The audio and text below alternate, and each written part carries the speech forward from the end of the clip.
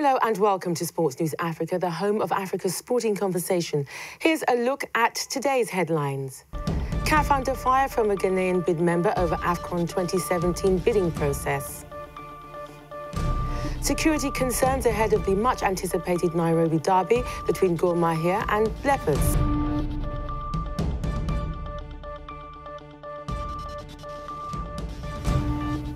Thank you for watching Sports News Africa. I'm Angela Agor.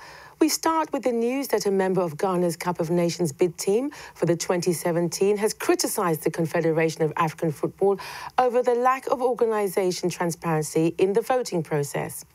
Randy Abbey alleged that voting was not fair and that CAF's inability to announce the result of the 14-member executive committee hints to a predetermined process. Gabon was chosen ahead of Ghana and Algeria to host the event. Though Abbey was unhappy about how the results of the vote were conducted, many Ghanaians took to social media to openly celebrate, claiming the country had too many problems to take on hosting the Cup of Nations. Joining us on Skype for the first time, joining us online from Accra to tell us more is the sports correspondent, Gary Al Smith. Gary, exactly what has Randy been saying? Well, Randy Abbey was speaking to the biggest news outlet in Ghana, Joy FM, and he was saying just hours after the event that the procedures that CAF went through in the final minutes and the final hours of the AFCON draw were not good enough. According to him, the normal practice is that you have to know the winners of the draw and by how much they won, so that if it was 14 executive committee members, as was the case in Cairo, you have to know whether Gabon won by a clear majority of how much and how much.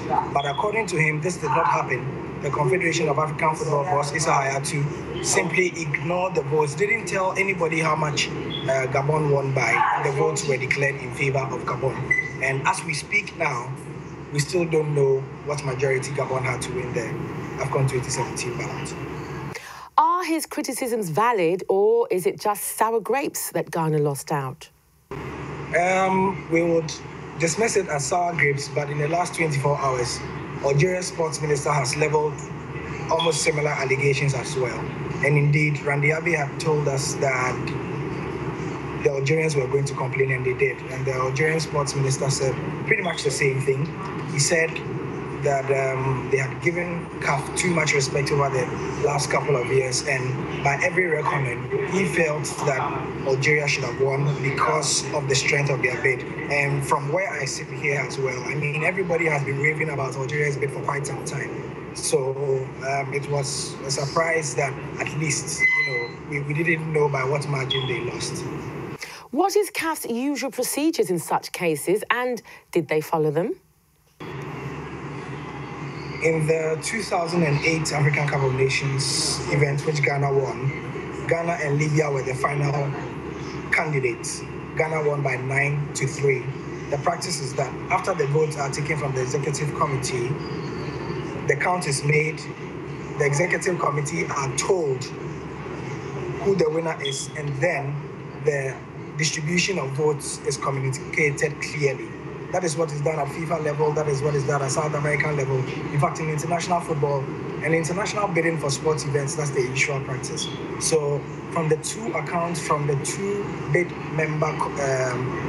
members of Ghana and Algeria respectively, that seemed to suggest that this did not happen, then clearly it's in contravention of the rules. Two, we know for a fact that the criteria for this AFCON 2017 draw included this crucial fact that any country that put in a bid should have at least 4 completed stadia. But if you check the facts, Gabon have only 2 completed stadia, and they have said that they will complete the 2 more they will be using in the next 14 months, which means that if that were the case, Gabon should not have even been shortlisted in the first place. And this is where the interesting thing happened. According to the account and what we followed, usually the final bid countries will all be seated in one room. They will all be given access to each other to see what each bid country will do in terms of the final presentation. But this did not happen in Cairo. So what happened was that the bid countries, which is Algeria, Gabon, and Ghana, were put in one room. The executive committee were put in another room, and each country was called one after the other to come and present. Now, the argument by Ghana and Algeria is that CAF deliberately did this knowing that if Gabon had done their presentation with the other two countries available, the two countries would have objected immediately to it, which is why CAF did that. So you could see the procedural errors, and knowing CAF, unfortunately, I have to say that this is not too surprising. Why do you think Gabon was chosen ahead of two countries that would say that they were more equipped to host the tournament?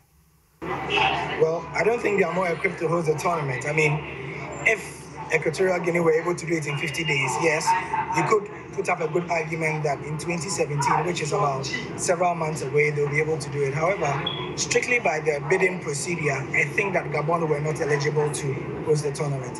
However, for political reasons, I think that Issa Hayatou has struck a good friendship with the president of Gabon, Ali Bongo Ondimba, because, as you know, when Equatorial Guinea decided to host the AFCON, Gabon, being a neighboring country for Equatorial Guinea, helped with a lot of logistics, helped with a lot of buses and some other materials that Equatorial Guinea did not readily have.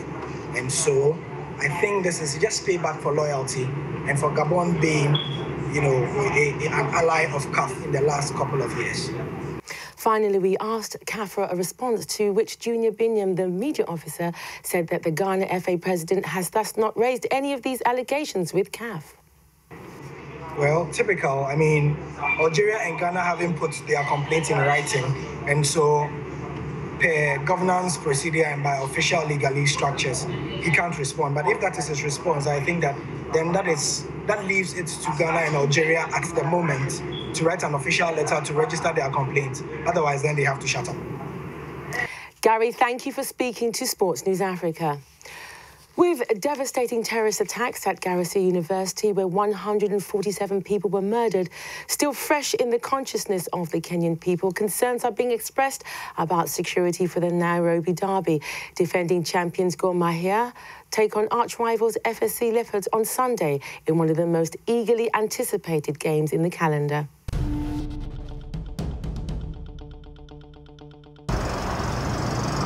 Soccer fans in Kenya are worried about security for Sunday's Mashemeji derby and have called on the government to beef up security measures following the Al-Shabaab attack on Garissa University, in which nearly 150 students were killed. League defending champions Gor Mahia and perennial arch-rivals AFC Leopards are due to face off at Nairobi's Nyayo National Stadium for the much-anticipated match.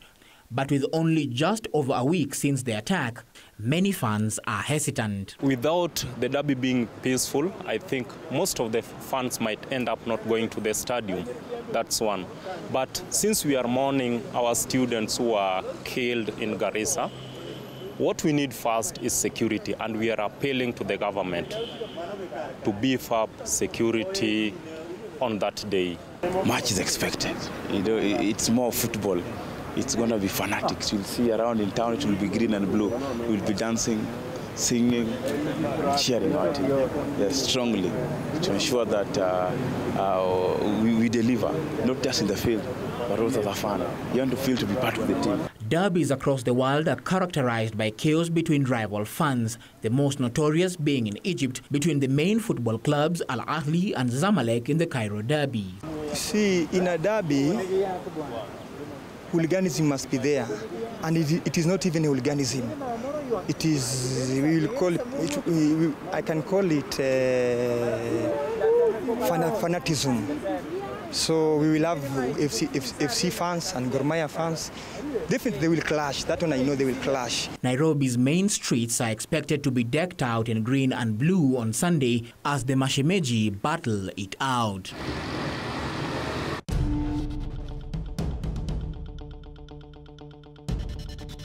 Time now to take a quick look at some of the other stories making the headlines across the continent.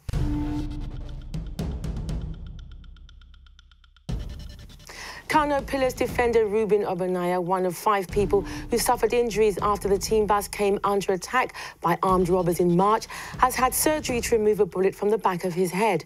Obanaya said his decision to leave the pellet in until now was so he could assist Pillars qualify for the CAF Champions League. Another famous Kenyan athlete who remains unnamed could join a list of disgraced runners amid reports the athlete has tested positive for performance-enhancing drugs.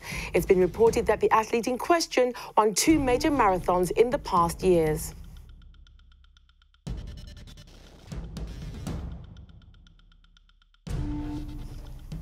Lewis Hamilton put Ferrari Sebastian Vettel in his place before the Chinese Grand Prix by dominating Friday's free practice session for Mercedes.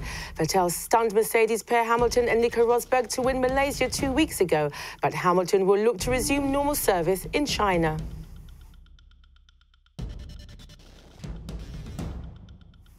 And Paris Saint-Germain striker Zlatan Ibrahimovic has received a 4-match ban from Ligue 1 officials for his comments attacking France and its referees. The Swedish star will miss PSG's games against Nice, Lille, Metz and Nantes as a result of his widely televised rant in which he said France did not deserve a team like the star-studded Paris.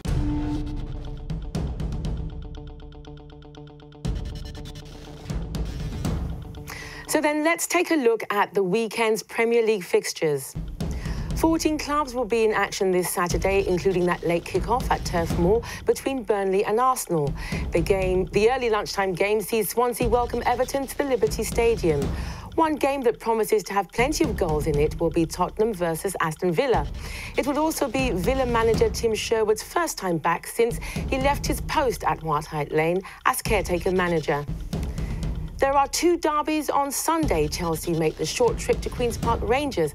But the big one will be the Manchester derby, with United hoping to pile further misery on out-of-form champions City.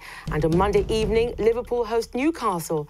Liverpool have lost their last 2 games in the league, while the Magpies haven't won in 4 games. And finally, Sports News Africa brought you news on Wednesday about a fatal road accident in Johannesburg that claimed the life of former South African striker and Free State player Richard Henyekane.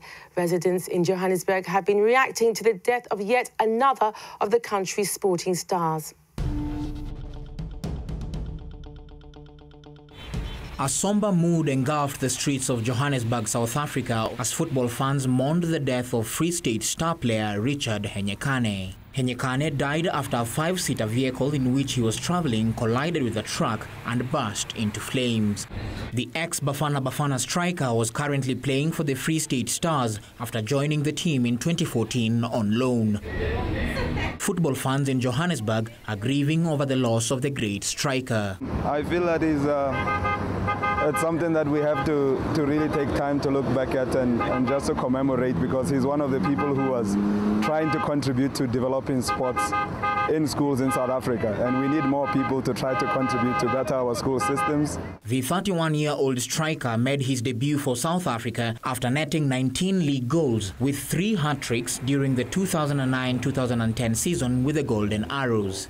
Henyekane also played in a 2012 match that saw Brazilian Mamelodi Sundowns beat Powerlines FC 24-0. We're feeling very bad. That was very painful, especially on the road. You know, somebody didn't get sick. That boy was playing international football, in fact. So that is very bad, especially with us as human beings. We can feel what they're feeling. His family is feeling pain, we're feeling pain also. So there's no story which we can do but to accept what God has done. This accident follows the death of his brother Joseph Henyekane, who played as a defender for the Golden Arrows. He was found dead at his house last December. We loved him very much. I feel so sad because his brother he died maybe about 1 or 2 months back. Yeah, it's very painful to us, we soccer lovers.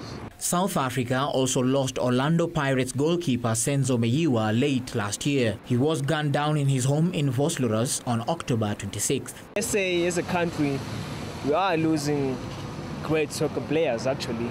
Because, okay, if we're going to lose someone like Senzo, and then now we just lost another one. The cause of the collision that led to Henyikanya's death is yet to be determined.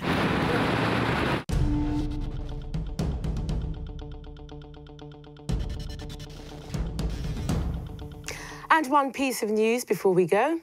The second leg of the qualifiers for the All Africa Games football will take place this weekend. We'll bring you results from those qualifiers on Monday.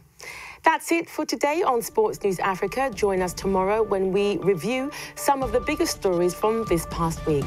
Bye for now.